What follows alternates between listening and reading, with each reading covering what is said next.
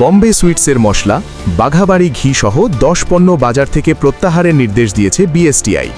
রাফালকে ভূপাতিত করা চীনা যুদ্ধবিমান কিনতে চায় বাংলাদেশ। এর বিশেষত্ব কি?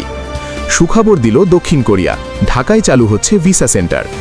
নেপালে ভয়াবহ বন্যায় বিদেশি সহ 384 পর্যটক নিখোঁজ, নিহত 17। ফ্ল্যাট বিক্রির নামে প্রতারণার মামলায় বিদিশা কারাগারে। সৌদিতে আগুনে নিহত 9 জনের মরদে আসছে বৃহস্পতিবার। হাম উপসর্গে 7 জনের মৃত্যু, নতুন রোগী 1171। কাল বসছে সংসদের তৃতীয় অধিবেশন, উত্তাপ ছড়াবে যেসব ইস্যু। সিন্ডিকেটের কারসাজিতে জিম্মি বিদ্যুৎ ও জ্বালানি খাত, সরকারকে বেকায়দায় ফেলার অপচেষ্টা।